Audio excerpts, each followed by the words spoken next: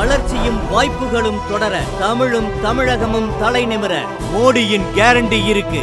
இனி பயம் எதற்கு? பேசு தமிழா பேசு நேயர்களுக்கு வணக்கம். இன்னைக்கு மீண்டும் ஒரு முறை அண்ணன் கூட உரையாட போறோம். வணக்கம். வணக்கம். தேர்தல் நெருங்கிட்டு இருக்கு. நீங்க களத்துக்கு போயிருந்தீங்க, நிறைய ஊர்களுக்கு பயணம் பண்ணியிருந்தீங்க. எந்தெந்த ஊர்களுக்குலாம் போனீங்க, எப்படி இருக்கு களம்? முதல்ல நான் ஆரம்பிச்ச தொகுதி வந்து தென்காசி. அஃப்கோர்ஸ் ரொம்ப பர்சனலி ரொம்ப மனதுக்கு நெருக்கமான ஒரு தொகுதி. நம்முடைய அன்பு சகோதரர் ஆனந்தன் ஐயாசாமி கண்டெஸ்ட் பண்ண போறாரு அப்படிங்கிற மாதிரியான ஒரு எண்ண ஓட்டம் இருந்ததுனால கிட்டத்தட்ட ஒரு 6 மாதங்களுக்கு மேலாக அந்த தொகுதியை நம்ம கண்டினியூஸாக ஸ்டடி பண்ணிட்டு இருந்தோம். ஸ்டடினா லைக் இப்போ இந்தியன் ஸ்டாட்ஸ் இந்த பப்ளிகேஷன்ஸ்லேருந்து வரக்கூடிய நம்பர்ஸா, பூத் வைஸ் டேட்டா என்ன, அங்கே என்ன மாதிரியான ஒரு கேஸ்ட் டைனமிக்ஸ் இருக்குது, மக்கள் வந்து என்ன மாதிரியான மனநிலையின் அடிப்படையில் அவங்களுடைய ஓட்டை வந்து கடைசியாக கேஸ்ட் பண்ணுறாங்க. பிகாஸ் பேசிக்லி தென்காசி பற்றி எப்போதும் பேசும்போது நம்ம சொல்லுவோம் என்னன்னா, அது வந்து ஒரு தேவேந்திர குல வேளாள மக்களுடைய அடையாளமாக இருக்கக்கூடிய ஒரு ஊர், மாற்றுக்கிறது கிடையாது. It's reserve constituency. Out of the 6 constituencies 2 scheduled constituencies இருக்குது. ஓகே, 2 பட்டியல் சமூகத்திற்காக ஒதுக்கப்பட்ட ரிசர்வ்டு கான்ஸ்டிடுவன்சிஸ் இருக்குது. But beyond all that, not only அங்கே இருக்கக்கூடிய அந்த சமூகம் சார்ந்த பிரிவுகள் மட்டும் இல்லை, நான் சொல்கிறது அங்கே இருக்கக்கூடிய தேவேந்திர குல மக்கள் அல்லது அங்கே இருக்கக்கூடிய சேனை தலைவர் சமூகத்தை சேர்ந்தவர்கள், அங்கே இருக்கக்கூடிய நாடார்கள், அங்கே இருக்கக்கூடிய இஸ்லாமியர்கள், அங்கே இருக்கக்கூடிய பிள்ளைமார்கள், சைவ பிள்ளைமார்கள், இந்த மாதிரி அங்கே இருக்கக்கூடிய இந்த கம்யூனிட்டி யாதவர்கள், இந்த மாதிரி காஸ்ட் அனாலிசிஸாக அதை அணுகிறத விட அந்த ஊருடைய கள நிலவரம் என்ன அப்படிங்கிறதையும் நம்ம நிறையவே ஸ்டடி பண்ணோம். ஒரு உதாரணத்துக்கு மக்கள் என்ன மாதிரியான வாழ்வியல் அடிப்படையாக வச்சுருக்காங்க. ஃபுட்டாகவே பார்த்தேன் அப்படின்னா அந்த ஊருடைய ஃபுட் சிஸ்டம்லேயே காலையில் பார்த்தோன்னா ஏதாவது ஒரு பயிர், ஓகே ஃபார் எக்ஸாம்பிள் கடையில் வந்து நம்ம காலையில் டிஃபன் சாப்பிட்றோம்ல, அப்போ பார்த்தோன்னா மொச்சை இருக்குல்ல, மொச்சையை அவிச்சு வைக்கிறது இட்ஸ் எ ப்ராக்டிஸ். ஏன்னா நாங்கள் நிறைய பேர் உழைக்கும் வர்க்கத்தை சேர்ந்தவங்க. ஸோ கடும் உழைப்பாளிகளுக்கு அந்த மாதிரியான ஒரு ரிச் ப்ரோட்டீன் டயட்டை, அது அவங்க ப்ரோட்டீனு, கார்போஹைட்ரேட், ஃபேட்டு, மினரல்னா பெருசுலாம் இல்லை, அவங்களுடைய வாழ்வியலாகவே அதை பழகி வந்த கடும் உழைப்பாளிகள் நிறைந்த ஒரு சமூகமாக நான் அதை பார்க்குறேன். கேஸ்ட் டிஸ்கிரிமினேஷன்லாம் இல்லாமல் அங்கே எந்த ஒரு சமூகமுமே வந்து உழைக்காமல் ஒரு சோம்பேறியாக இருக்கக்கூடிய ஒரு சமூகத்தை நம்மளால கண்ணால் பார்க்கவே முடியல. So I related with the land. Okay, beyond the caste, இந்த சமூகம் இப்படி இருப்பார்கள் அப்படின்னு நான் அதை ரிலேட் பண்ணுறதை விட அந்த நிலப்பரப்பு அவர்களை அப்படி வைத்திருப்பதாக நான் பார்க்குறேன். ஒரு ப்ராப்பர் ஒரு விவசாயத்திற்கான ஒரு பூமி. ஏற்கனவே நம்ம தென்காசி பற்றி அனாலிசிஸ்ல நிறைய பேசியிருக்கோம். ஸோ அப்படிப்பட்ட ஒரு ஊர்ல ஒரு டிஃப்ரெண்டான ஒரு கேண்டிடேட்டா கம்ப்ளீட்டா ஊர் வந்து ஒரு என்ன சொல்றது, ஒரு விவசாயம் சார்ந்த காடும் மேடும் நிறைந்த கரடு முரடான மனிதர்கள் நிறைந்த ஒரு பகுதியில் கொண்டு வந்து ஒரு ஐடியிலேருந்து ஒருத்தரை கொண்டு வந்து இறக்கினா எப்படி இருக்கும்னு சொல்லி யோசிச்சு ஒரு ஆனந்தன் ஐயாசாமி மாதிரி ஒருவரை கொண்டு வந்து நிறுத்துவதற்கு கட்சி யோசிக்கிறது அல்லது அவர் முயற்சி செய்கிறார் என்ற ஒரு நிலை இருந்தது. இப்போது களமிறங்கி இருப்பவர் ஜான் பாண்டியன், அந்த மண்ணோடு மிக நெருங்கிய தொடர்புடையவர். இன்னும் சொல்ல போனா இன்னைக்கு தேவேந்திர குல வேளாளர் மக்களுடைய ஒரு தலை நிமிர்வுன்னு சொல்றோம்ல, அதுக்கு அவருடைய பங்களிப்புங்கிறது ரொம்ப பெரிய விஷயம். நிறைய பேர் போற போக்குல சொல்லுவாங்க, என்னங்க ஜான் பாண்டியன் வந்து அவருக்கு அவருடைய ஹிஸ்டரி தெரியுமா அப்படின்னு சொல்லிட்டு. பொதுவாகவே என்னன்னா, இங்க வன்முறையை பற்றி நாம் பேசும்பொழுது அந்த வன்முறையை பற்றி மட்டுமே பேசிவிட்டு கடந்து போயிடுறோம். அந்த வன்முறைக்கு பின்னாடி என்ன மாதிரியான ஒரு அடக்குமுறைகளை அவர்கள் கடந்து வந்தார்கள் என்பதை பற்றி நாம் பேசுவதே கிடையாது. அப்படியான அடக்குமுறைகளை எல்லாம் ஒருவர் கடந்து வந்ததுனால அவர் கடந்து வந்த வன்முறை பாதை சரின்னு நான் சொல்ல விரும்பல. ஆனா அதே நேரத்தில் அந்த வன்முறை பாதைக்கென்று அவரிடம் சொல்வதற்கென்று ஒரு கதை இருக்கிறது. அந்த கதையை பக்கத்துல உட்காந்து கேட்கறதுக்கான ஒரு வாய்ப்பு கிடைச்சிருக்குது. ஸோ அவர் கூட உட்காந்து பேச முடிஞ்சது, அவர் கூட அவருடைய பாதை பற்றி தெரிஞ்சுக்க முடிஞ்சது. எப்படி இருந்தது அந்த ஊர்களில் என்ன மாதிரியான ஒரு சாதி அடக்குமுறைகள் இருந்தது, என்ன மாதிரியான ஒரு விளிம்பு நிலையில் அந்த மக்கள் வாழ்ந்து கொண்டிருந்தார்கள். இன்னைக்கு அவர்கள் வந்து வாழக்கூடிய வாழ்க்கைக்கு பின்னாடி இருக்கக்கூடிய ஒரு தன்னம்பிக்கையை ஊட்டுவதற்கு அவர் மட்டுமல்ல, அவர்கிட்ட ரொம்ப பிடிச்ச விஷயமே அதுதான். ஜான் பாண்டியன் அவர்களிடம் எனக்கு மிகவும் பிடித்த விஷயம் என்னன்னா, அந்த சமூகத்தினுடைய அந்த எழுச்சியை தான் மட்டுமே செய்து விட்டதாக அவர் நினைக்கல. தன்னுடைய முன்னோர்கள் நிறைய பேர் அவர் நினைவு கூறுறாரு. ஓகே, இவங்கெல்லாம் வந்து இந்த தலை நிமிர்வுக்கு காரணமாக இருந்தாங்க, எங்களுடைய மக்களுடைய அந்த சமுதாய அந்த ஒரு முன்னேற்றத்திற்கு காரணமாக இருந்தாங்க, பொருளாதார முன்னேற்றத்துக்கு காரணமா இருந்தாங்க, சமூகத்தில் அவங்களுக்கு இருந்த அந்த ஒரு நமக்கு ஏன் இப்படி அப்படிங்கிற ஒரு நிலையிலிருந்து நாமளும் இப்படி இருப்போம் அப்படிங்கிற ஒரு இடத்தை நோக்கி அவங்களை நகர்த்துறது இருக்குல்ல, அது ஒரு சாதாரணமான விஷயம் கிடையாது. அதை ஜான் பாண்டியன் மிக சிறப்பாகவே செய்திருக்கிறதுனால தான் இன்னைக்கு அவரால் அந்த தொகுதியில் போயிட்டு நிற்க முடியுது. பாஜக மாதிரியான ஒரு கட்சி, சோஷியல் இன்ஜினியரிங் பத்தி பேசக்கூடிய ஒரு கட்சி, இன்னும் சொல்ல போனா அண்ணாமலை அவர்களுடைய வரவுக்கு பிறகு முழுக்க அனலிட்டிக்ஸ் அடிப்படையிலே இயங்கக்கூடிய கட்சி. கரெக்டா? அதாவது எண்களின் அடிப்படையில, நம்பர்ஸ் அடிப்படையில யார் எங்க இருக்கிறாங்க, என்ன ஏதுன்னு சர்வே டேட்டா அப்படின்னு சொல்லி வேறொரு தளத்தை நோக்கி நகர்ந்து கொண்டிருக்கக்கூடிய கட்சியில ஒரு தொகுதியை, அதுவும் தென்காசி மாதிரியான ஒரு வெற்றி வாய்ப்பு இருக்கக்கூடிய தொகுதியை கொண்டு போய் ஒருத்தர்கிட்ட கொடுக்குறாங்கன்னா அது அவ்வளவு சீக்கிரத்தில் கொடுக்க மாட்டாங்க இல்லையா? ஸோ தமிழக மக்கள் முன்னேற்ற கழகம் என்பது கட்சியாக ஒப்பிட்டு பார்க்கும் பொழுது மிகப்பெரிய கட்சியும் கிடையாது. இப்போதுதான் அவர்கள் வந்து ஒரு சிறிய கட்சி என்றுதான் நம்ம பொதுவாக சொல்லுவோம். அவங்களுடைய கட்டமைப்பை அவர்கள் இந்த தேர்தலுக்கு பிறகுதான் வலுப்படுத்தவே போறாங்க. ஏன்னா முதல் முறையாக ஒரு எம்பி கேண்டிடேட்டா அவருடைய அந்த கட்சியினுடைய மாநில தலைவர் நிற்கிறார். கிருஷ்ணசாமி பலமுறை தேர்தலில் நின்றிருக்கிறார். எம்பி தேர்தலில் நிற்பார், எம்எல்ஏ தேர்தலில் நிற்பார். ஆனால் ஜான் பாண்டியன் முதல் முறையாக ஒரு பாராளுமன்ற தேர்தலில் போட்டியிடுகிறார். அதுவும் தென்காசி மண்ணில் போட்டியிடுறாரு. அதுவும் யாரு? அமித்ஷா வந்து ரோட் ஷோ பண்றாரு.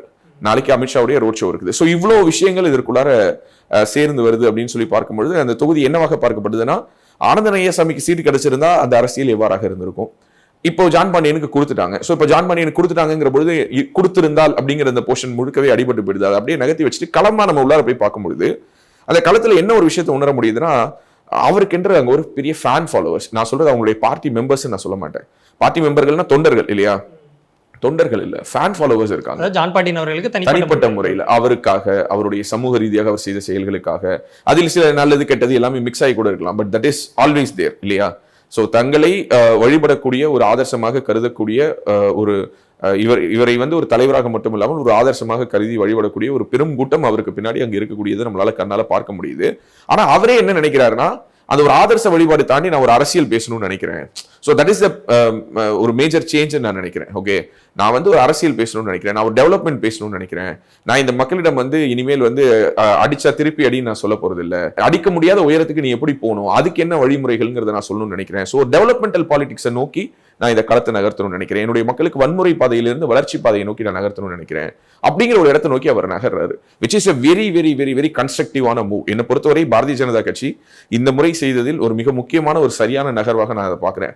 ஒரு சிலர் கூட சொல்லலாம், ஆனா ஆனந்தனுக்கு சீட்டு கிடைச்சிருந்ததுன்னா அது வேறொரு வகையிலான வளர்ச்சி. Anandan he is already a self developed, இல்ல தன்னைத்தானே செதுக்கி உருவாக்கி கொண்ட இதே மாதிரி தேவேந்திர குல வேளாளர் சமூகத்துல ஒரு விளிம்பு நிலையில இருக்கக்கூடிய ஒரு குடும்பத்துல பிறந்து ஒரு கஷ்டமான சூழல்ல படிச்சு வளர்ந்து இன்னைக்கு அமெரிக்கால போய் ஒரு மென்பொருள் நிறுவனத்துல அவர் வேலை பார்த்து ஒரு நிறுவனத்தை தொடங்கி அந்த நிறுவனத்தை வந்து இன்டெல் மாதிரியான ஒரு நிறுவனம் வாங்குற அளவுக்கு வளர்ந்து அதற்கு பிறகு இன்னைக்கு அமெரிக்காவில் தொழில் நிறுவனங்கள் நடத்துறாரு. இங்க ஸ்ரீதர் வெம்புவினுடைய ஒரு செல்லப்பிள்ளை மாதிரி இருக்கிறாரு. ஸோ அது வேற, அது கன்வே பண்ற மெசேஜ் வேற, இது கன்வே பண்ற மெசேஜ் வேற. இது வந்து ஒரு வரலாற்று ஒரு வழி இருக்கும் இல்லையா, ஒரு சமூகத்தினுடைய ஒரு வரலாற்று வழி. அந்த வரலாற்று வழியை சுமந்து வரக்கூடிய ஒரு நபராக அந்த களத்தில் நிற்கிறார் ஜான் பாண்டியன். அவர் அங்கு வந்து அவர் எல்லா சமூக மக்களோடும் உரையாடுகிறார். இன்னொரு அவருக்கு ஒரு பெரிய பிளஸ் என்னன்னா, ஜான் பாண்டியனுடைய மனைவி பாத்தீங்கன்னா பிரிசிலா பாண்டியன் வந்து அவங்க வந்து ஹைகோர்ட்ல லாயரா இருக்காங்க. அண்ட் அஸ் வெல் அஸ் அவங்க வந்து பார் கவுன்சில் வந்து எக்ஸிக்யூட்டிவ் கமிட்டி மெம்பராகவும் இருக்காங்க. அவங்க வந்து கிறிஸ்தவ நாடார் வகுப்பை சேர்ந்தவர். ஸோ அவங்க Christian and as well as she belongs to Nadar community. So அங்க இருக்கக்கூடிய நாடார் சமூக மக்களிடம் சென்று வாக்குகள் கேட்கக்கூடிய பணியை அவர்கள் செவனே செய்வதை பார்க்க முடியுது. அதே மாதிரி அவங்களுடைய மகன் வியங்கோ பாண்டியன், அவரும் வந்து ஒரு எம்டி, அவரும் ஒரு டாக்டர். அவங்களுடைய மகள் வினோலின்னு சொல்லிட்டு அவங்களும் டாக்டர். அவங்களுடைய மருமகன் நவீன் சொல்லிட்டு அவங்களும் டாக்டர். ஃபேமிலியே டாக்டர் தான். ஸோ இந்த ஃபேமிலி அவங்களுடைய தரப்பில் எங்கெல்லாம் சென்று வாக்குகள் கேட்க முடியுமோ, எங்கெல்லாம் சென்று தங்களுடைய தந்தைக்கு ஆதரவு திரட்ட முடியுமோ அவர்கள் தங்களுடைய பணிகளை ஒரு பக்கம் செய்து கொண்டிருக்கிறார்கள். இதுல மிக முக்கியமான விஷயம் என்னன்னா, மேல தலைமையிலிருந்து தொடர்ந்து அந்த தொகுதியை வாட்ச் பண்றாங்க. டெய்லி அந்த தொகுதியில் என்ன நடக்குதுங்கிற டெவலப்மெண்ட்ஸை வாட்ச் பண்றாங்க. Because Tenkasi is a positive constituency for BJP, not only now. கடந்த 6 குவார்டர்ஸ் கிட்டத்தட்ட 1.5 வருடங்களாக பல சர்வேக்களிலும் தென்காசி வந்து பாசிட்டிவா தான் இருந்தது. அந்த பாசிட்டிவா இருக்கக்கூடிய தொகுதியில ஒரு கேண்டிடேட் மாற்றம் வந்து ஒரு கூட்டணி கட்சிக்கு போயிருக்கு. அந்த கேண்டிடேட் பற்றி பல்வேறு விதமான அபிப்பிராயங்கள் இருந்தாலும் களம் என்னவாக இருக்கிறது என்பதை ஆராய்ந்து அதற்குள்ள இருக்கக்கூடிய அந்த பாசிட்டிவ்ஸ் நெகட்டிவ்ஸ் எல்லாத்தையும் டேலி பண்ணி இப்ப பிஜேபி அங்க ஒரு நரேட்டிவை செட் பண்றாங்க. சோ அந்த நரேட்டிவை கரெக்டா அவர் திரு ஜான் பாண்டியன் அவர்களும் பிடித்து அதை கொண்டு செல்கிறார். நான் திரும்ப இந்த தொகுதியை வளர்ச்சியை நோக்கி நான் எடுத்துட்டு போகணும்னு நினைக்கிறேன். தென்காசி இப்படியே இருக்குது. எவ்வளவு காலத்துக்கு தான் தென்காசிக்கான கோரிக்கைகளை நாம் கேட்காமலே இருக்க முடியும்? ஏன்னா பாத்தீங்கன்னா காங்கிரஸ் எம்பி, கம்யூனிஸ்ட் எம்பி, முதல் முறையாக திமுக என்றது இப்போதுதான். அனுஷ்குமார் தான் முதல் அங்க திமுக எம்பி. அதற்கு முன்பாக பாத்தீங்கன்னா கூட்டணி கட்சிகளுக்கு தான் கொடுத்திருந்தாங்க. ஒருத்தர் கூட பாராளுமன்றத்தில் போய் குரல் எழுப்ப முடியல. இப்ப அந்த மக்கள் கிட்ட அவர் அந்த கேள்வியை முன்வைக்கிறார். என்ன கேள்வியை முன்வைக்கிறாருன்னா, இந்த பாருங்க, நான் ஜெயிச்சு போனேன்னா பார்லிமெண்ட்ல கண்டிப்பா மோடியினுடைய ஆட்சி என்பது எப்படி தமிழ்நாட்டில் அதிகமான சீட்டுகளை திமுக வெல்லும்னு பேசுறாங்களோ எல்லோரும், அதே போல இந்திய அளவில் பிரதமராக மோடி தான் வருவார் என்பதையும் பேசுறாங்க. ரெண்டுமே ரெண்டு எக்ஸ்ட்ரீம். தமிழ்நாட்டில் மீண்டும் திமுக ஸ்வீப் பண்ணணும் பேசுறாங்க, ஆனா இந்தியால திரும்ப பிரதமராக மோடி வருவார்னு பேசுறாங்க. அப்போ அங்க மோடி வருவாருங்கிறத திமுக காரனும் பேசும்பொழுது இங்க இருக்கக்கூடிய மக்கள் என்ன உணரணும்னா, எப்ப மத்தியில மோடி தான் வரப்போறாரு. மோடி வரும்பொழுது நம்மளுடைய பிரதிநிதி நம்மளுடைய பாரதிய ஜனதா கட்சியை சேர்ந்தவராக இருந்து அவர் நேரடியா போய் எல்லாத்தையும் கேட்டு உரிமையாக பெற்று தருவதற்கான சாத்தியம் இருந்தது. நான் அப்படிப்பட்ட ஒரு நபரை தானே தேர்ந்தெடுத்து அனுப்பணும் அப்படிங்கிற இந்த ஒரு மெக்கானிசம், இந்த ஒரு கம்யூனிகேஷனை இப்போது தென்காசியில் பாரதிய ஜனதா கட்சி, தமிழக மக்கள் முன்னேற்ற கழகம் உட்பட இந்த கூட்டணி கட்சியினர், குறிப்பா இன்னொரு விஷயம் சொல்லணும், அமமுகவுக்கும் திரு ஓபிஎஸ் அவர்களுக்கும் அங்க ஒரு கன்சிடரபிளான ஒரு ஓட் பேஸ் இருக்கு. தேவநாதன் யாதவுக்கு என்று யாதவ்னா அதாவது நான் சொல்ல தேவநாதன் யாதவ் கட்சிக்குன்னு நான் சொல்ல மாட்டேன், யாதவர்களுக்கு என்று ஒரு ரெப்ரசன்டேட்டிவ் வந்து அதற்கென்று ஒரு ஓட் பேஸ் இருக்கு, நாடார்களுக்கு என்று ஒரு ஓட் பேஸ் இருக்கு. சரத்குமார் வந்தாருன்னா சரத்குமாரால அந்த தொகுதிக்குள்ளார ஒரு கன்சிடரபிளான ஒரு ஓட்ஸை வந்து பாக்கெட் பண்ண முடியும். நேரடியாக சரத்குமாருக்காக அவங்க ஓட்டு போட மாட்டாங்க. ஆனா சரத்குமாருக்கு பாஜக கொடுக்கக்கூடிய ஒரு முக்கியத்துவம், இன்னைக்கு கட்சியில சேர்ந்தாரு, விருதுநகர்ல அவருடைய மனைவி ராதிகா சரத்குமார் போட்டியிடுறாங்க. அண்ட் அப்கோர்ஸ் அண்ணாமலை சொல்றாரு திரு சரத்குமார் அவர்களுக்கு நேஷனலி ஒரு ரோல் இருக்குன்னு. அது மட்டும் இல்ல, நாடார்களை தொடர்ந்து அங்கீகரிக்கக்கூடிய ஒரு கட்சியாக பாரதிய ஜனதா கட்சி இருந்திருக்கிறது. பொன் ராதாகிருஷ்ணனா இருக்கட்டும், தமிழிசையாக இருக்கட்டும், ஒருவருக்கு 2 கவர்னர் பதவி கொடுத்தாங்க. 2 கவர்னர் பதவியிலிருந்து வெளியில வந்தோடனே மறுபடியும் எம்பியில கண்டெஸ்ட் பண்ண வைக்கிறாங்க.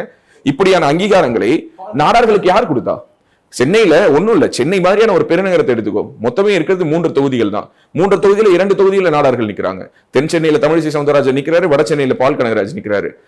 See, when you give seats, there should be some social engineering இல்ல. எந்த ஊரில் எந்த சமூகம் அதிகம் அப்படின்னு பார்த்தா எல்லாரும் சீடு கொடுப்பாங்க. அப்படி பார்த்தா வட சென்னை தென் சென்னை 2 தொகுதியிலுமே நாடார்கள் நிறுத்திருக்காங்க. 2 தொகுதியிலும் நாடார்கள் அதிகமா என்ன?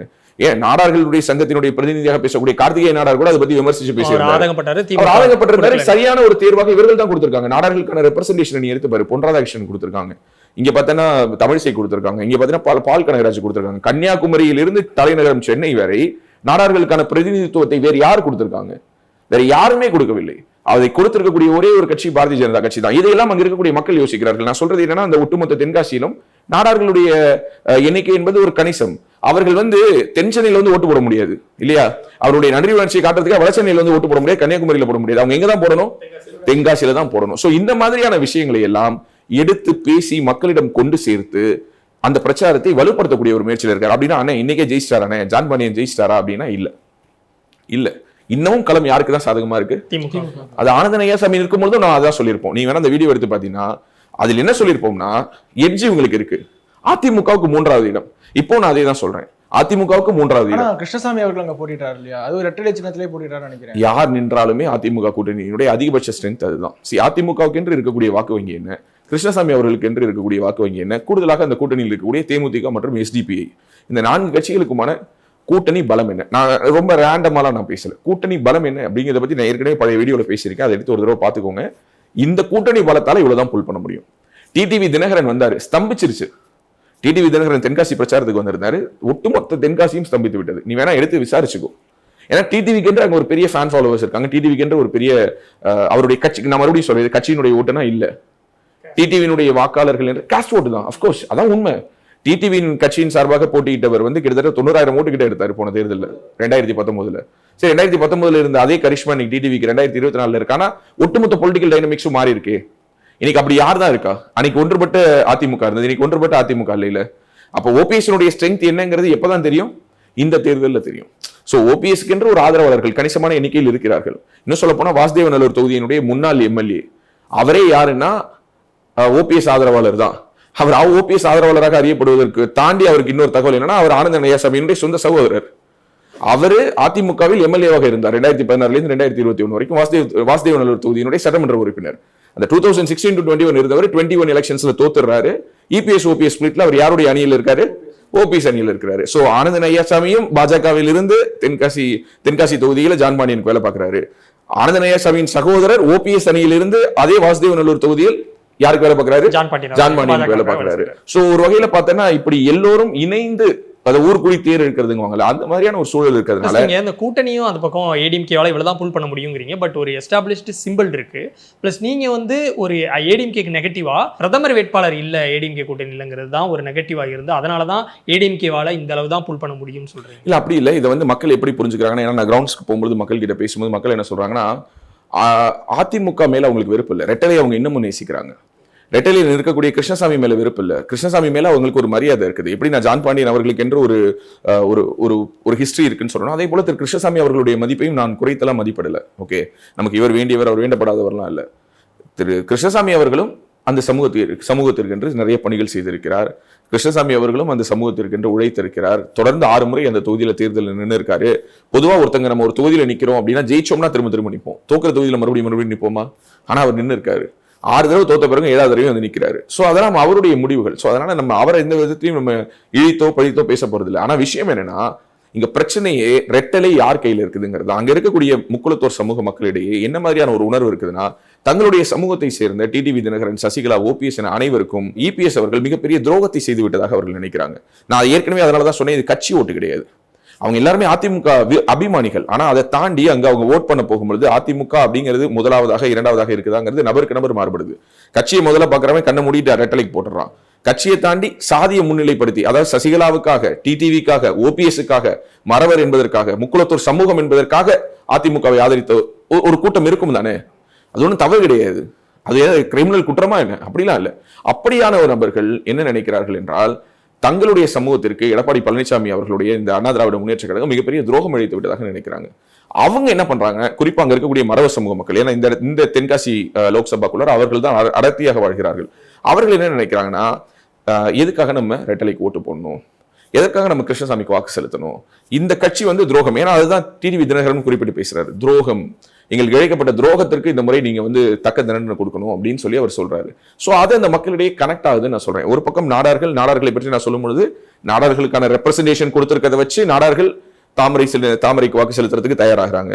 இன்னொரு பக்கம் திரு ஜான் பாண்டியன் அவர்களுடைய மனைவி பிரிசிலா பாண்டியன் நாடார் சமூகத்தை சேர்ந்தவர். அதன் அடிப்படையில் அவர்கள் வாக்கு செலுத்த விரும்புகிறார்கள். மூணாவது, அங்க இருக்கக்கூடிய மறவர் சமூக மக்களுக்கு என்று இப்படியான ஒரு ஆதங்கத்தை டிடிவி வந்திருக்கிறாரு, கொஞ்சம் வந்திருக்கு. ஓபிஎஸ் பேசிட்டு போனார்னா இன்னும் வரும்.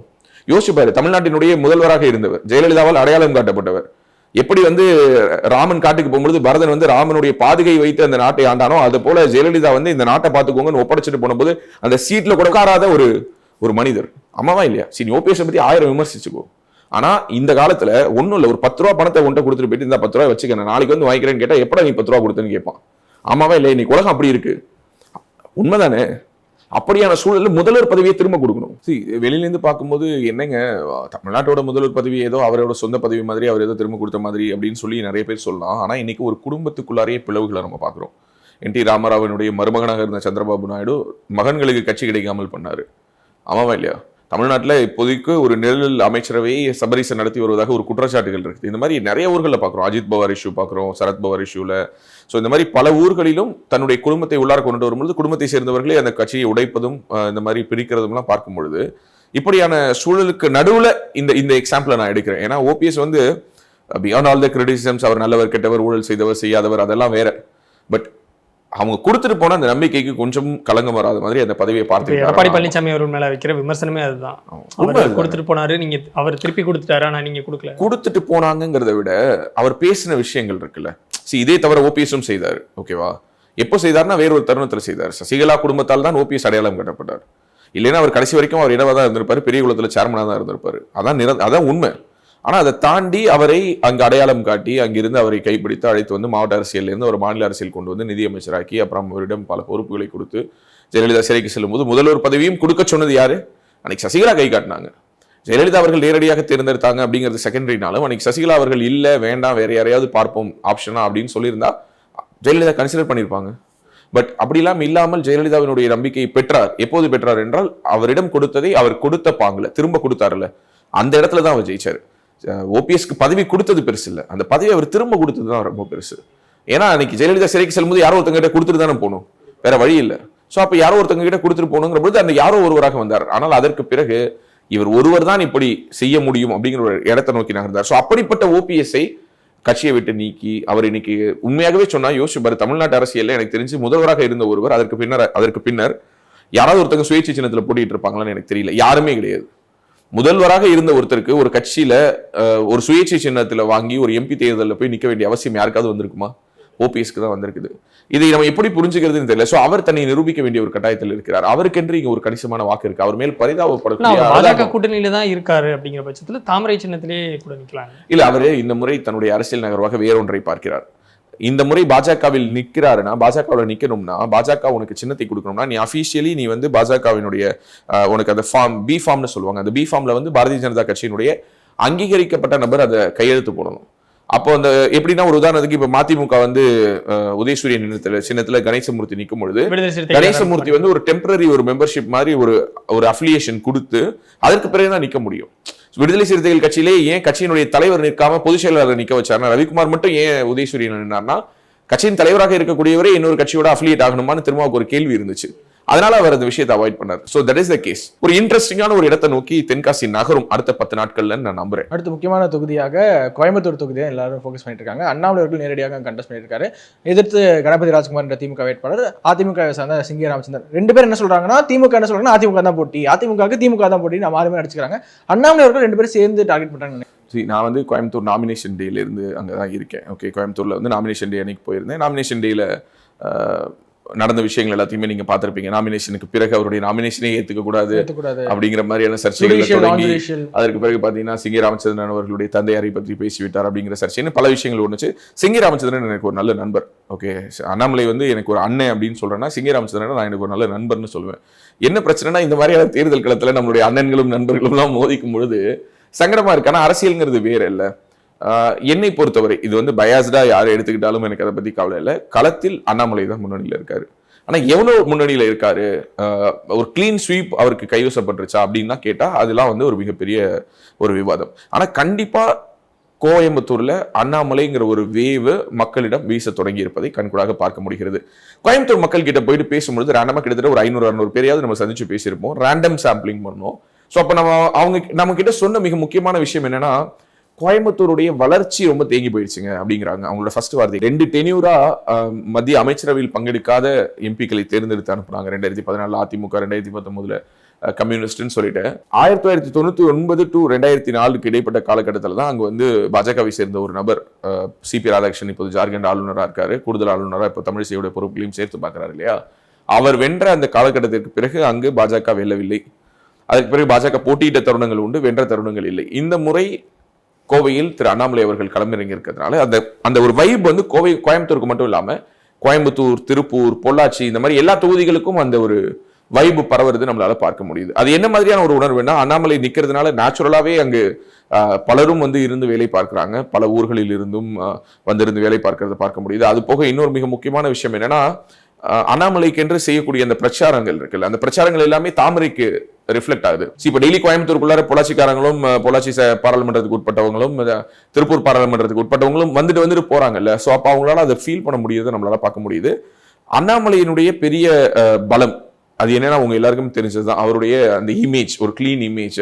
2வது, கோயம்புத்தூர்ல அந்த சிலிண்டர் வெடிப்பு அப்படின்னு சொல்லிட்டு ஒரு நிகழ்வு, இன்று வரை சிலிண்டர் வெடிச்சதா இல்ல உள்ளார இருந்த வெடிகுண்டு வெடிச்சதான்னு தெரியாத மாதிரி ஒரு விஷயம் ஓடிட்டு இருக்கு இல்லையா. சோ அது தொடர்பாக அவர் எடுத்த அந்த போல்டு மூவ் எல்லாம் மக்களிடையே என்ன மாதிரியான ஒரு உணர்வை ஏற்படுத்தினா, இவர் நம்ம தொகுதியில எம்பியா இருந்தாருன்னா இந்த தொகுதிக்கு ஒரு பாதுகாப்பு இருக்கும், ஒரு சின்ன செக்யூரிட்டி லேப்ஸை கூட அவர் அலோவ் பண்ண மாட்டாரு. அந்த நேரத்தில் அவர் மட்டும்தான் அதை எதிர்த்து முதலில் குரல் கொடுத்தார். ஓகே, இது தொடர்பாக என்ன விசாரணை வேணுங்கிறதுல தொடங்கி எல்லா விதமான ஏஜென்சிஸும் அதை வந்து விசாரிச்சு உண்மை தன்மை என்னங்கிறத மக்களிடம் சொல்ல வேண்டும் என்ற முனைப்போடு செயல்பட்டவர் அவர் மட்டும்தான். வேற யாருமே அதை பத்தி அந்த நேரத்தில் பெருசா வாய்ஸே கொடுக்கல. ஸோ அந்த மாதிரியான விஷயங்கள் எல்லாம் அந்த மக்களுடைய மனதுக்குள்ளார ஒரு நல்ல இம்ப்ரெஷனை ஏற்படுத்தியிருக்கு. அவங்க என்ன நினைக்கிறாங்கன்னா, கோயம்புத்தூர் வளரணும், அதே நேரத்தில் கோயம்புத்தூர் பாதுகாப்பாகவும் இருக்கணும், கோயம்புத்தூருடைய தேவைகள் அதிகம். கோயம்புத்தூர்கிட்ட நீ ஜென்ரலா போய் கேட்டீங்கன்னா, மக்கள் கிட்ட போயிட்டு என்னங்க உங்களுக்கு வேணும்னு கேட்டா எல்லாரும் யாரை பார்த்தினாலும் ஒரு மேம்பாலம் வேணுங்குவாங்க. அது it's a very general demand. எங்க கட்டணும் அப்படின்னா அந்த இடத்துல ஒரு சிக்னல் இருக்கும், அங்க ஒரு மேம்பாலம் கட்டணுங்க அப்படிங்குவாங்க. ஸோ அங்க பார்த்தோன்னா நம்ம ஜென்ரலி இங்க இருக்கக்கூடிய இந்த ஃபிளை ஓவர்ஸ் மாதிரி இல்லாம ஒரு இடத்திலிருந்து இந்த பக்கத்திலிருந்து இந்த பக்கத்துக்கு ஓஎம்ஆர் சைட்ல எல்லாம் இருக்கும் இல்லையா, வாக்கிங் பெடஸ்ட்ரியனுக்காக போறக்கூடிய இந்த பிரிட்ஜ், பெடஸ்ட்ரியன் பிரிட்ஜுங்குவாங்க. அந்த மாதிரியான பெடஸ்ட்ரியன் பிரிட்ஜஸ் எல்லாம் அங்க அதிகமா கிடையாது. இதெல்லாம் அவங்க வந்து எதிர்பார்க்கறாங்க. சோ இந்த மாதிரியான சின்ன சின்ன விஷயங்கள்ல தொடங்கி மிகப்பெரிய தொழில் வளர்ச்சி சார்ந்த விஷயங்கள். கோயம்புத்தூருங்கிறது வந்து மான்செஸ்டர் ஆஃப் தமிழ்நாடுன்னு சொல்றோம். தொழில் நிறுவனங்கள்னு பேசுறோம். அந்த எல்லா தொழில் நிறுவனங்களுடைய மிக முக்கியமான ஆபரேஷன்ஸ் எல்லாமே மத்திய அரசினுடைய நிதி கொள்கையை, மத்திய அரசினுடைய வரி கொள்கையை டிபெண்ட் பண்ணி இருக்குது. ஜிஎஸ்டியா இருக்கட்டும், டிமானிட்டைசேஷனா இருக்கட்டும், இந்த மாதிரி எந்த ஒரு அரசினுடைய நடவடிக்கைகளாக இருந்தாலும் அதற்கு முதல் ஆதரவோ முதல் எதிர்ப்போ எங்க இருந்தா வரும்னா கோயம்புத்தூர்ல இருந்தா வரும். ஏன்னா தொழில் நடந்து கொண்டே இருக்கக்கூடிய இடம், அங்க பணம் புழங்கிக்கிட்டே இருக்கக்கூடிய ஒரு ஊர். ஸோ அப்படிப்பட்ட ஒரு ஊர்ல அண்ணாமலை மாதிரியான ஒரு கன்ஸ்ட்ரக்டிவான ஒரு பர்சன். நான் மறுபடியும் சொல்றேன், எது கன்ஸ்ட்ரக்டிவ் பாலிடிக்ஸ்னா வளர்ச்சியை நோக்கி பேசுறது. நான் திரும்ப சொல்றேன், அதுதான் நான் திரும்ப சொல்வேன். வளர்ச்சிங்கிறது ஒட்டுமொத்த சமூகத்தினுடைய வளர்ச்சி. வளர்ச்சிங்கிறது அந்த ஒட்டுமொத்த சமூகத்தையும் அடுத்த கட்டத்திற்கு நகர்த்தி அந்த ஊரினுடைய கட்டமைப்பை மேம்படுத்தக்கூடிய ஒரு முயற்சி. இப்போ வேலுமணி அவர்கள், இப்போ அனைத்து அண்ணா திராவிட முன்னேற்ற கழகத்தினுடைய முன்னாள் அமைச்சர், தற்போதைய தொண்டாமுத்தூர் தொகுதியினுடைய சட்டமன்ற உறுப்பினர், அவர் கோயம்புத்தூருக்கு நிறைய விஷயங்களை கொண்டுட்டு வந்தாரு. எப்படி கொண்டு வந்தாரு? ஏன்னா அவர் வந்து கோயம்புத்தூர்காரரு, தொண்டாமுத்தூரோட எம்எல்ஏ, அப்பா ஒரு மினிஸ்டரா இருக்காரு, உள்ளாட்சித்துறை அமைச்சரா இருக்காரு, அதனால நிறைய கொண்டு வந்தார். கரெக்டா? இப்ப அதே லாஜிக்கை தான் கோயம்புத்தூர் மக்கள் அப்ளை பண்ணி பார்க்கணும். அண்ணாமலை யாரு? பாஜக மாநில தலைவர். பாஜக மாநில தலைவராக இருக்கக்கூடிய அண்ணாமலை ஜெயிச்சு அவர் மினிஸ்ட்ரியில போய் உட்கார்ந்தாருன்னா அவரால் கோயம்புத்தூருக்கு எவ்வளவு நல்ல விஷயங்கள் கொண்டு வர முடியும்? It's very simple logic. கரெக்டா இல்லையா? வேலுமணிக்கு ஏன் ஓட்டு போட்டீங்க அப்படின்னா என்ன சொல்றாங்க? இல்லைங்க, வேலுமணிக்கு ஓட்டு போட்டா வேலுமணி அமைச்சரா வருங்க, அமைச்சரான கோயம்புத்தூருக்கு நல்ல திட்டங்கள் கொண்டு வருவாங்க. இவ்வளவு விவரமா பேசுற கோயம்புத்தூர் மக்கள் என்ன பேசணும்? எப்பா அண்ணாமலைக்கு ஓட்டு போடுவோம், அண்ணாமலை அனுப்பிச்சு வைப்போம். அண்ணாமலை போனா என்ன பண்ணுவாரு? ஸ்ட்ரெயிட்டா உட்காந்து மோடி கிட்ட பேசுவாரு, நமக்கு தேவையான நல்ல திட்டங்களை வாங்கிட்டு வருவாரு. கோயம்புத்தூருடைய அந்த தேக்க நிலை மாறும் அப்படின்னு பேசணும். அப்ப ஜெயிச்சா மினிஸ்ட்ரி கன்ஃபார்ம்ங்கிறத மக்கள் இப்பவே நம்பலாமா? அது எனக்கு தெரியல. ஆனா அண்ணாமலை அவர்கள் வென்றதற்கு பிறகு அவர் ஒரு சாதாரண எம்பியா இருப்பாரு அப்படின்னு சொல்லிட்டு எனக்கு தோணல. ஓகே, சோ எனக்கு வந்து அது என்னால இப்போதைக்கு சொல்ல முடியல. யாருடைய கையில கோயம்புத்தூர் சேஃபா இருக்கும்? சோ அண்ணாமலை எம்பியா இருக்கும்போது இது ஒரு சேஃப் அண்ட் டெவலப்மெண்ட் ஹேண்ட்ஸா இருக்கணும். அவங்க நம்பக்கூடிய ஒரு தன்மையை கோயம்புத்தூர்ல இருக்கக்கூடிய அந்த ஒரு ஏ-பி எலைட் குரூப்ஸ்குள்ளார நம்மளால பார்க்க முடியுது. இது சிடி இஸ் கமான். அதான் இந்த கிராமப்புறங்கள்ல அந்த திமுக அதிமுக அப்படிங்கிற அந்த 2 சின்னங்கள் தெரியுது. பெரிதளவுல கிராமப்புறங்கள் அண்ணாமலை தெரியும், அவருக்கு தெரியுதான். இல்ல, அந்த இடம் தான் இரட்டலைங்கிற ஒரு சின்னத்துக்கு இருக்கக்கூடிய பலம்னு நான் சொல்லுவேன். சோ அந்த இடத்துல எல்லாம் வந்து இரட்டலை ரொம்ப ஸ்ட்ராங்கா இருக்குது. கிராமங்கள்ல ரொம்ப ரூரல் கோயம்புத்தூர் பார்லிமெண்ட்ரி கான்ஸ்டியூன்சி வந்து ஒரு சின்ன கான்ஸ்டியூன்சி இல்ல, it's comparatively bigger constituency than many other constituencies. So அதே மாதிரி ரூரல் பேக்கெட்ஸும் அதிகம் இருக்கக்கூடிய ஒரு கான்ஸ்டியூன்சி. ஸோ அப்போ அப்படி பார்க்கும் பொழுது எகைன் நான் சொன்ன மாதிரி கிராமங்களில் கம்பேரிட்டிவ்லி அதிமுகவுக்கான ஓட்டு, திமுகவுக்குன்னு இருக்கக்கூடிய கூட்டணி பலம். எப்போதுமே கூட்டணிக்குன்னு ஒரு பலம் இருக்கு, அதை நம்மளால நெகரேட்டே பண்ண முடியாது. ஒட்டுமொத்த கோவை பாராளுமன்ற தொகுதிக்கு உட்பட்ட பகுதிகளில் குறைஞ்சபட்சம் ஒரு 40,000-50,000 ஓட்டு வந்து காங்கிரஸ்க்கு இன்னமும் இருக்கும், கம்யூனிஸ்டுகளுக்கு இருக்கும். அதே மாதிரி விடுதலை சிறுத்தைகளுக்கு என்று ஒரு பாக்கெட் ஆஃப் ஓட்ஸ் இருக்கும். அதே மாதிரி அந்த கூட்டணிக்குள்ள இருக்கக்கூடிய கொங்கு கட்சிகளுக்கு என்று ஈஸ்வரனுடைய கட்சியெல்லாம் இருக்கு இல்லைங்களா, அந்த மாதிரியான கட்சிகளுக்கு என்று இருக்கும். ஸோ இவங்க எல்லோரும் சேர்ந்து கான்ட்ரிபியூட் பண்றதான ஒரு தேர்தல் மதிமுகவுக்கு இருக்கும். மதிமுகவுக்கு வந்து மதிமுக நம்ம எப்படி பார்க்கணும் அப்படின்னா, மதிமுகவை நான் ஏற்கனவே அங்கே டிடிவியை சொன்ன மாதிரியான ரெப்ரசன்டேட்டிவா அங்க தெலுங்கு பேசக்கூடிய மக்கள் கணிசமாக இருக்கிறாங்க. இப்ப பாத்தீங்கன்னா கணபதி ராஜ்குமாரும் ஒரு கொங்கு வேளாளர் கவுண்டர், அண்ணாமலையும் ஒரு கொங்கு வேளாளர் கவுண்டர். ஆனா திரு சிங்கராமச்சந்திரன் பாத்தீங்கன்னா ஒரு நாயுடு சமூகத்தை சேர்ந்தவர். சோ அங்க கணிசமான எண்ணிக்கையில் நாயுடு சமூகத்தை சேர்ந்தவர்கள் வாழ்கிறார்கள். எங்க கோயம்புத்தூர்ல இங்க மலையாளிகள் வாழ்கிறார்கள் மிகவும் கணிசமான எண்ணிக்கையில. அவங்க யாருக்கு ஓட் பண்ண போறாங்க? நார்த் இந்தியன்ஸோட ஓட்டு இருக்கு. ஓகே, சோ அவங்களுடைய ஓட்டு யாருக்கு? இந்த மாதிரி அங்கேயும் நான் ஏற்கனவே சொன்ன மாதிரி காஸ்டா மட்டும் இல்லாம அங்க ரீஜனாவே பிரிக்கலாம். இப்ப தென்காசியில வந்து ரீஜன் கிடையாது, மற்ற மாநிலங்களை சேர்ந்தவர்கள். செக்மெண்ட்ஸ் நம்ம பிரிக்கும்போது காஸ்ட் செக்மெண்ட்ஸ் தான் அதிகம். அங்க வந்து பொருளாதார ரீதியாக அவங்களை செக்மெண்ட் பண்ண முடியல. ஆனா இங்க வந்து செக்மெண்டே பண்ணலாம், பொருளாதார ரீதியா செக்மெண்ட் பண்ணலாம், ரீஜனா செக்மெண்ட் பண்ணலாம். இந்த மாதிரி பல்வேறு காரணிகள் இருக்கு. அதுல பல பேக்கெட்ஸ் வந்து இவருக்கு பாசிட்டிவா இருக்கு. But at the same time கிராமங்களில் அஇஅதிமுக வலுவாக இருக்கிறதா என்றால் ஆம் இருக்கிறது, இல்லைன்னா நம்ம சொல்ல முடியாது. சோ அந்த மாதிரியான இடங்கள்ல யார் அதிகமா ஸ்கோர் பண்ணலாம்? அதிமுக ஸ்கோர் பண்ணலாம். இந்த இரண்டுக்கும் இடையில என்னங்க, கிராமத்துல எல்லாம் அதிமுக ஓட்டுங்கிறீங்க, நகரத்துல எல்லாம் பிஜேபி ஓட்டுங்கிறீங்க, அப்படின்னா திமுக ஓட்டு எங்க இருக்கு மறந்துடுறீங்களே. அது எங்க இருக்குன்னு தெரியாது. ஆனா கடைசியா கவுண்ட் பண்ணும்பொழுது அந்த நம்பர்ஸ்ல இருக்கும். ஏன்னா திமுகவினுடைய ஸ்ட்ரென்த் அதுதான். கணபதி ராஜ்குமார் அப்படின்னு சொல்லிட்டு ஒருத்தரை கொண்டு வந்து அண்ணாமலைக்கு எதிராக நிறுத்துறாங்க அப்படின்னா அவங்களுக்கு எப்படியான ஒரு பிளான்ஸ் இருக்கணும்? ஆமாவா இல்லையா? ஒரு நபரை கொண்டு வந்து நிறுத்துவதற்கு முன்பாக, அதுவும் அண்ணாமலை போட்டியிடுறாருன்னு தெரிஞ்சும் அதுக்கு பிறகு ஒருத்தரை கொண்டு வந்து நிறுத்துறாங்கன்னா that should be some calculation. அவங்களை நம்ம அண்டர் எஸ்டிமேட் பண்ணிட முடியாது. ரெண்டாவது, அண்ணாமலை தோற்க வேண்டும் என்று ஒட்டுமொத்த திமுகவும் களமிறங்கி வேலை பார்க்குது. ஒட்டுமொத்த திமுகவினுடைய ஐடிவிங்கும் வேலை பார்க்கறத நம்மளால பார்க்க முடியுது. திரும்ப அதே தான், ஆடை நாங்க வெட்டி பிரியாணி போட்டுருவோம், இந்த ஆட்டை வச்சு நாங்க வந்து விருந்து வச்சிருவோம்னு அதே இடத்துக்கு தான் அவங்க போறாங்க.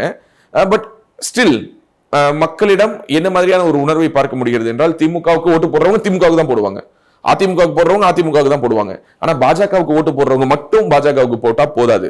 சோ அப்போ அதிமுகவிலிருந்து ஒரு கணிசமான பங்கு ஓட்டு யாருக்கு வருவதற்கான சாத்தியங்கள் இருக்குன்னு நான் நினைக்கிறேன், அண்ணாமலைக்கு வருவதற்கான சாத்தியங்கள் இருக்குது. அது என்ன அடிப்படையில வரும்னா, மத்தியில மறுபடியும் மோடி தாங்க வரப்போறாரு, சரி ஓகேங்க அப்படின்னு நம்ம அண்ணாமலைக்கு ஓட்டு போட்டுருவோம் அப்படிங்கிற ஒரு உணர்வை நோக்கி அவர்கள் நகர்வதற்கான சாத்தியங்கள் அதிகமாக இருப்பதை நம்மால் பார்க்க முடிகிறது. அதே போல திமுகவில் இருக்கக்கூடிய, திமுகவில் இருந்தாலுமே தங்களை அதிகமா காஸ்டோட அசோசியேட் பண்ணிக்கக்கூடியவங்க இருப்பாங்கல்ல, கணபதி ராஜ்குமாரும் கவுண்டர் தான், இவரும் கவுண்டர் தான், எந்த கவுண்டருக்கு போடுறது? சோ அப்போ நாம ஓட்டு போட்டு ஒரு கவுண்டரை ஜெயிக்க வச்சா என்ன? அது யாரா இருக்கலாம்? அது மத்தியில மோடி ஆட்சி வரும்பொழுது நம்மளால அனுப்பிச்சு விட்டோம், நம்மளால போயிட்டு அங்க ஒரு மினிஸ்டர் ரெப்ரசென்ட் பண்ணுவாருன்னு இவ்வளவு ஆஸ்பெக்ட்ல யோசிச்சு ரொம்ப மைக்ரோவா ஓட் பண்ணக்கூடிய ஓட்டர்ஸும் இருக்கிறாங்க அப்படிங்கறத நம்மளால பார்க்க முடியுது. அதான் என்ன சொல்றாங்கன்னா, நிறைய விமர்சனம் இருக்கு, திமுகவும் அதிமுக சேர்ந்து டம்மி வேட்பாளர் அங்க போட்டு அண்ணாமலை ஜெயிக்கிறதுக்கான நிறைய வேலைகளை பார்க்கறாங்க அப்படின்னு ஒரு சில விமர்சனம் இருக்கு இல்லையா? அது உண்மையா? யார் டம்மி வேட்பாளர்? கணபதி ராஜ்குமார் டம்மி அப்படிங்கிறாங்கண்ணா.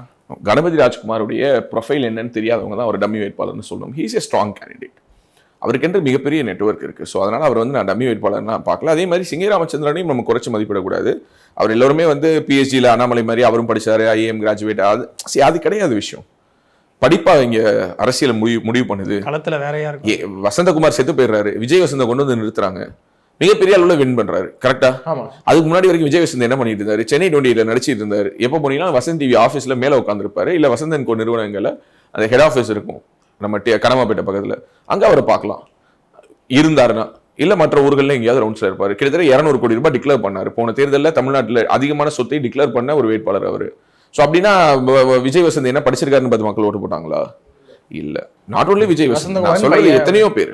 வசந்தகுமார் செத்து போயிட்டார், வசந்தகுமார் பையன் நிற்கிறார், ஓட்டு போடுவோம். இவ்வளவுதானே அந்த அங்க இருந்த ஒன்லைன் கம்யூனிகேஷன், இவ்வளவுதானே சிம்பத்தி ஓட்ஸ். EVKS இளங்கோவனுடைய மகன் இறந்தார், EVKS இளங்கோவன் நின்றார், அவருக்கு ஓட்டு போட்டாங்க. ஆனா அதுக்கு முன்பாக அவருடைய மகன் நிற்பதற்கு பதிலாக அவர் நின்றுதாரா ஓட்டு போட்டிருப்பாங்களான்னு தெரியாது. அவர் இறந்ததுக்கு பிறகு இவர் நின்றதுனால சிம்பத்தி ஓட்ஸ் விழுந்தது. எதுக்காக இதை சொல்றேன்னா, இந்த முறை அங்கு கோயம்புத்தூர்ல யார் படிச்சவங்க யார் படிக்காதவங்க, யார் PSGல கோல்டு மெடல் வாங்கினாங்க, யார் பிரான்ஸ் மெடல் வாங்கினாங்க, இதெல்லாம் பார்த்து அவங்க ஓட்டு போட போறதில்ல. கோவை மக்கள் தீர்மானித்து விட்டார்கள். நான் திரும்பவும் சொல்றேன், கோவை மக்கள் தீர்மானித்து விட்டார்கள். அவருடைய தீர்மானம் என்னன்னா, இந்த முறை வளர்ச்சியை நோக்கிய கோவை, இதுதான் எங்களுடைய தேவை. அந்த வளர்ச்சியை நோக்கிய கோவை என்ன? கோயம்புத்தூருடைய ரெக்வஸ்ட் எல்லாத்தையும் சென்ட்ரல் கவர்மெண்ட்ல போய் உட்கார்ந்து பேசணும். பேசுறதுக்கு ஒரு சரியான ஒரு குரல் வேண்டும். அந்த குரல் பாஜகவினுடைய குரலாக இருந்தால் தாங்கள் கேட்கக்கூடிய விஷயங்கள் எளிதாக தங்களை வந்தடையும் என்பதை மக்கள் உணர்ந்திருக்கிறதுனால they are openly showing their interest, expressing their interest towards voting for Annamalai. அதை அண்ணாமலை அறுவடை செய்வதற்கான வேலைகளில் இன்னும் மும்முரமாக இறங்கணும் அப்படிங்கிறது அங்க இருக்கக்கூடியவர்களுடைய கருத்தாக இருக்குது. பட் சிக்கல் என்னன்னா, ஆக்சுவலி பார்த்தீங்கன்னா அவருக்கு மொத்தமா இருக்கக்கூடியது எல்லாருக்கும் சேர்த்தே இருந்த பிரச்சார காலகட்டம்ங்கிறது ஜஸ்ட் 25 days தான். அது அவருக்கு இன்னும் குறைவு. ஏன்னா அவர் மற்ற ஊர்களுக்கு போய் மற்ற வேட்பாளர்களுக்கு மற்ற கூட்டணி கட்சியினருக்கு அவர் பிரச்சாரம் செய்ய வேண்டிய பிரஷர் இருக்கிறதுனால இன்னும் குறுகிய காலகட்டத்தில் தான் அவர் பிரச்சாரம் பண்றாரு. அப்போ மற்றவர்கள் எல்லோரும் அவருக்கு வானதி சீனிவாசன் இருக்கட்டும், அல்லது GKM நாகராஜ் அந்த பாராளுமன்றத்தினுடைய இன்சார்ஜா போட்டிருக்காங்க, அவரா இருக்கட்டும், இந்த மாதிரி நிறைய பேர் அவருக்காக அந்த வேலைகளை எடுத்து போட்டுக்கொண்டு எக்ஸாக்ட்லி நிறைய வாலண்டியர்ஸ். எந்த சைடு நீ போனீங்கனாலும் கோயம்புத்தூர்ல ஏதோ ஒரு காரியாலயம், ஒரு கட்சி ஆஃபீஸ்ன்னு பார்க்க முடியுது. So they are engaging themselves voluntarily. So இதுதான் அந்த தொகுதியினுடைய ஸ்பெஷல். அது அண்ணாமலைக்கு ஒரு பலம் சேர்க்கும் என்று நான் நம்புறேன். இன்னைக்கு லெவல்ல அவர் லீட்ல இருக்காராமா? ஆமா. ஓகே, அந்த லீடை எவ்வளவு அதிகப்படுத்த போறாங்கிறது தான் அவருக்கான கேம். ஸோ அண்ணாமலை முதலிடத்திலும், அதற்கு அடுத்த இடத்துல கணபதி ராஜ்குமாரும், அதற்கு அடுத்த இடத்துல சிங்கை ராமச்சந்திரனும் இருக்காங்க. இன்றைய கள நிலவரப்படி இந்த லீடை அண்ணாமலை எவ்வளவு அதிகப்படுத்த போறாரு, சிங்கை ராமச்சந்திரன் இன்னும் எவ்வளவு வேகமா ஓடி வர போறாரு, கணபதி ராஜ்குமார் என்ன மாதிரியான ஒரு ஸ்ட்ராட்டஜி வச்சு இதை எதிர்கொள்ள போறாரு அப்படிங்கிறது தான் அந்த தொகுதியினுடைய அடுத்த கட்ட நகர்வு. அதை நம்ம வெயிட் பண்ணி பார்ப்போம். உலக தமிழ் சொந்தங்களுக்கு வணக்கம். நான் ராஜவேல் நாகராஜன். பேசு தமிழா பேசு வலையொலியுடைய வளர்ச்சிக்கு நீங்களும் உறுதுணையா இருக்கணும்னு நினைச்சீங்கன்னா இந்த வீடியோடைய டிஸ்கிரிப்ஷன்ல இருக்கக்கூடிய ரேசர் பே லிங்கை கிளிக் பண்ணுங்க.